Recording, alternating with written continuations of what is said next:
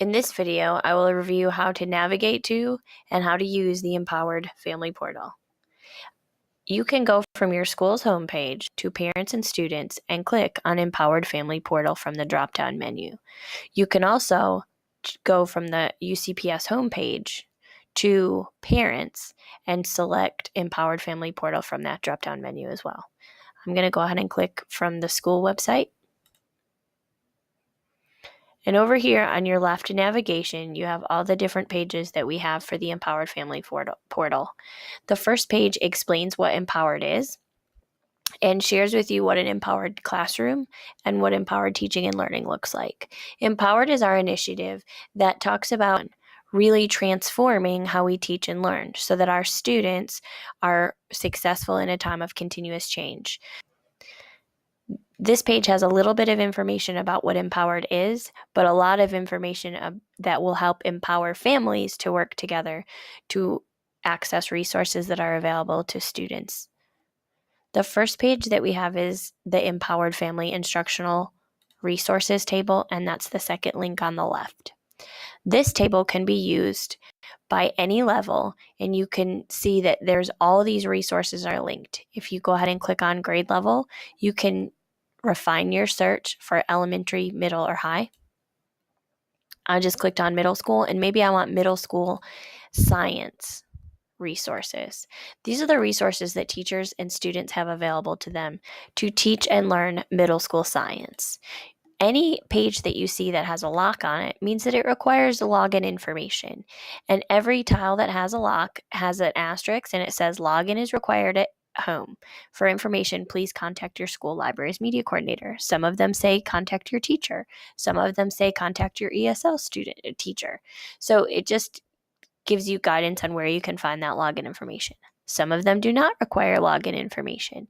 If they do not require login information, they do not have a lock on the picture.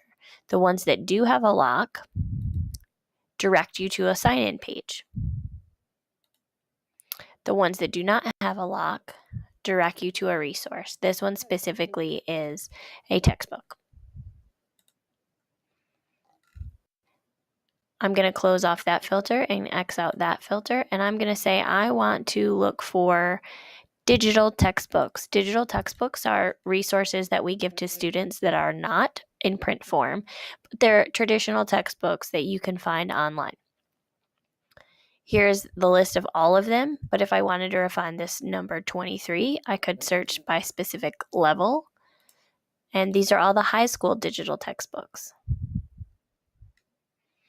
I could also search, if I know that I'm looking for something, I could specifically search the name, like Gizmo, and I could click here and it would take me to the Gizmo login page. If you need a different language, you could click here, and if you need Spanish specifically, you could click here. The next resource is parent resources. This page is designed specifically with parents in mind. It gives us a list of the 5 mobile apps that are utilized by the district, and it gives you a link to the Apple Store or the Google Play Store so that you can download this app on your personal device. Next, we have a link for PowerSchool Parent Portal that will give you access to your students' grades and your students' attendance.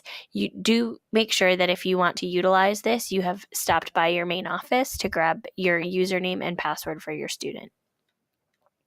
We have other resources that are beneficial for parents to be aware of. Also, some digital tools. These top 3 links are the student startup page, and these are the pages that students see when they start up their Chromebook. These are the resources. These tiles sometimes change depending on what resources are provided for the student and what's happening in school and in class. Each level has a startup page. We also have the apps that are available for Google for the Chromebooks and the apps that are available for the iOS Apple devices that are used in the lower levels. You also have a link to the Canvas Parent Access login page.